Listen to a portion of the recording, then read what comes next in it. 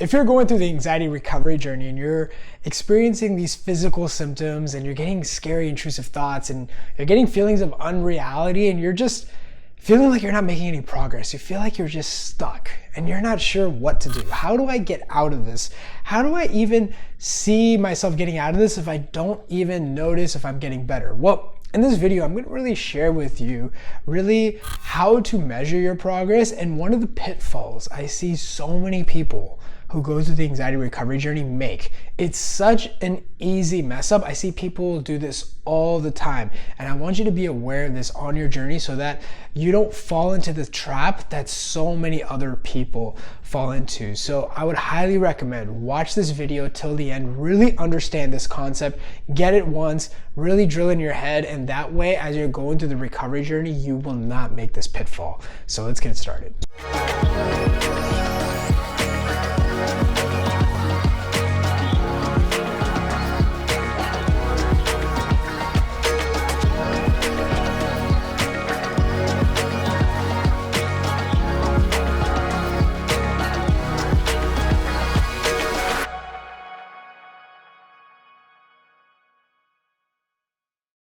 So I'm not really going to be talking about the steps on overcoming anxiety. I'm going to talk a little bit more specifically on this common mistake, especially when people feel like they're not making any progress, how to measure your progress, how to really know if you're making progress on your recovery journey. But if you really want to understand the mechanics, focus on the solution, I have a new desensitization blueprint. I really break down infographics on how to overcome these symptoms, how to really focus on the recovery journey. This is from helping thousands of people, collaborating with some of the best anxiety coaches that I feel in the world, and making sure it's concepts that are understandable and helping you on your journey. You can print this out, you can have it on your phone, you can have it on your tablet or mobile device. This way you can always go back to these infographics to really help you on your journey. Now, with that said, I want to give you a couple of examples, okay? So as we're guiding people through the recovery journey in the mentorship, we find something very interesting. The mentors and I, Mirka, Kaylee, Caesar, Shiv, Heather, we're all mentors guiding people through the recovery journey. And we find something interesting. When people are getting better,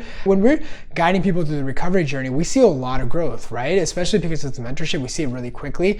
We see people that weren't even able to leave their house. Now all of a sudden they're traveling. We see people that aren't at one point driving because they were afraid of the panic attacks, or they weren't even taking trips on a plane because of their panic attacks. And now they're going back, traveling the world, going on vacations, going to weddings. We're seeing people go back to work, getting the promotion that they wanted, getting the relationships that they wanted, all the things that anxiety used to hold them back from. Now they're living fully and freely. Now, something interesting though that happens is that sometimes when they're getting a setback, let's say, they're having really good weeks, they're having good months, but they might not have such a good month. Maybe some of the symptoms pop up, and that's normal. That's part of the recovery journey. That's what happens.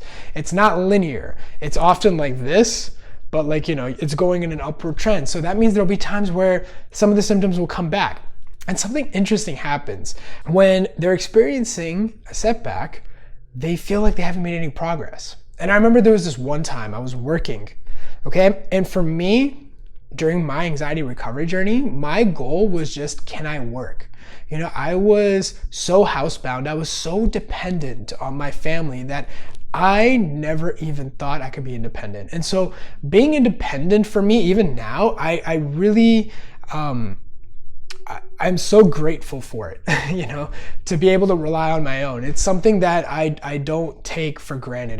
The fact that I'm independent, I can rely on myself, is a big thing, because when I was struggling with anxiety, I felt like I was, a nuisance to my parents, constantly taking care of me and all that stuff.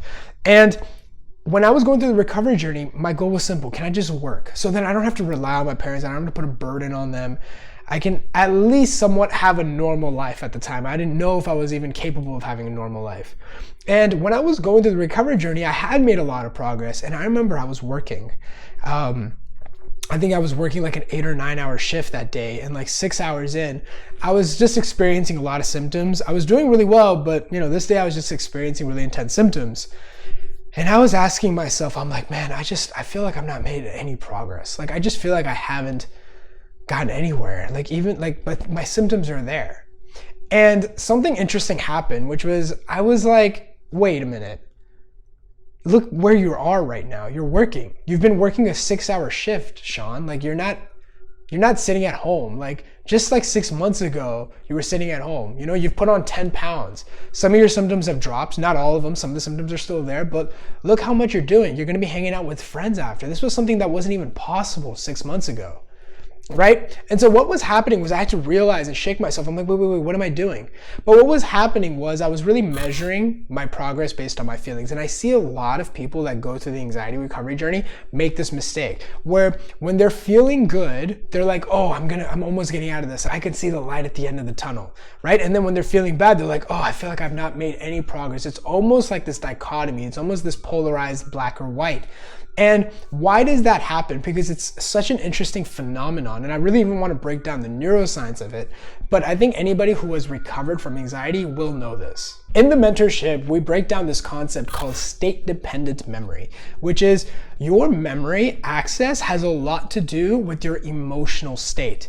Now, you might notice this. As you're getting better, you might notice you're like, okay, I'm getting the hang of this. Okay, I got this. You know, everything will be okay. But then when you have a setback, for some reason, you can't remember the good times. All you can remember is the bad times. You just remember when you were struggling and you're like, oh, I feel like I've not made any progress here. And if you're really interested on the neuroscience by it, I'll even post a link down below to an MIT study that actually proves this. This is undisputed here, right? Which is there's a certain part of the brain called the amygdala, right? And we talk a lot about the amygdala when it comes to anxiety. That's your emotional center, okay? And think of the hippocampus not a way where you access memory, but it's almost like a highway, a relay to memory. And the only way to get to the hippocampus is through the amygdala, which is the emotional center. Now, here's the interesting thing. Depending on our emotional state, determines what memories we can access. Okay, now let me break this down again. Okay, your amygdala is really the emotional center, right? And when you're in a fight or flight response, the amygdala is very hyperactive. This is why you can remember fearful events. This is why sometimes you'll even see this where if you want to get a visceral reaction from somebody, get them scared, get them frightened. They'll remember that. The time you were scared, you are more likely to remember that than the time you made your bed. Right? And that's because there's a huge emotional component to it. And the more emotion there is, the more you're likely to remember that. Now, if the amygdala is part of the emotional center, right? And the hippocampus is the relay to memory, your emotions determine what memories you can access. So what that means is that if you're experiencing a setback and you're experiencing really intense physical symptoms, intrusive thoughts, it's going to be hard for you to remember the times where you were doing much better. Right? And what happens is, I would even take it further. You're not only able to access memory where, you only remember the times where times were rough, but you also start projecting that into the future. You're like, oh, well, I've not gotten better. I'm not getting better. I don't see myself getting out of this or getting in a better situation. Likewise, if you are starting to experience more of the recovery where your symptoms are starting to hop off and you're building that momentum, now all of a sudden you start like, you know what? I can get the hang of this. I got this. You know what? The future is going to be okay. And we see this exactly in the mentorship. It's almost like it's real time. You literally see somebody who's made a bunch of progress and, when they're in a setback, I feel like I can't get out of this. And that's not just, like I say, unique with the mentorship. This happens with everybody going through the anxiety recovery journey. You will experience this as well. So how do you get out of this? What do you do? Well, here's the thing, and it's something we always say, but there's so many different meanings under it, which is don't follow your feelings. People use their feelings as the benchmark, as the North Star to recovery. But what does it do? It just spins them in circles. It gets them nowhere. I always say, focus on the response. How are you responding? And if you're gonna audit how well you're doing, audit based on how much you're doing in life. So if you weren't able to drive, but now you're driving down the street regularly, if you weren't taking flights, now you're doing that. Now if you're going back to work, if you're doing things that you weren't able to do, that's your measure, not how you're feeling in that moment. Because feelings are not trustworthy, especially when you're in the anxiety recovery journey. Your emotions are just up and down, and it's like a giant roller coaster. If you're following your emotions, one day you're fine, the next day you're not gonna commit to the right steps. You're just gonna spin in circles. And I'm telling you, everybody makes this mistake. So what I would say is be very aware of state-dependent memory. Realize that this phenomenon exists. realize that this is going to skew your perspective of recovery, and not to measure your progress based on your symptoms. It's the first thing I teach people when they come in the program. Hey, moving forward, you're gonna be focusing on long-term freedom. What I want you to do is not measure your progress based on your symptoms. It's based on your response. Is that cool? First thing I tell them, and then we break down the mechanics with anxiety, then we start helping them with the solution, then we help them deal with the setbacks. And so the metric should be the response. And if you're really looking at it long-term, month by month, you should look at it as how much more am I doing? Because as you're doing more, if the symptoms are there, you're gonna be like, oh, I feel like I'm not making progress, but you are making progress. The symptoms die out later. They disappear later. But again, if you're making symptoms the problem, it's not the symptoms that are the problem. I know they're uncomfortable. I know they suck. We all went through it. Everyone that went through it, that recovered, didn't like the symptoms any less than you did. But it wasn't the symptom that was the problem. It was the resistance and hating the symptom that was the problem. And making your life around the symptom that made the symptom grow and more intense. Because the more you focus on something, the more it grows. So the biggest key is really taking a step back and just measuring it based on your response. If you can do that, that's always the key. That is the North Star. And really measuring it based on, okay, how much am I living? If you're living more and more, that's the progress. The symptoms dying down, the feelings going away, the feelings that you want will come on their own. You don't chase that. That comes on its own. So I hope this video helps. I hope it gives you some insight.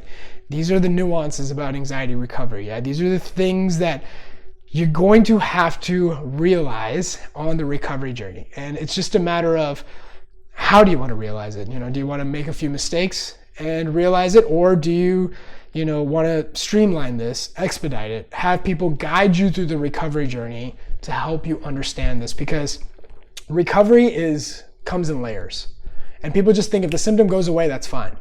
Recovery doesn't work that way. There's a certain way recovery works, and it's our job to adapt to it so that we can utilize it to our benefit.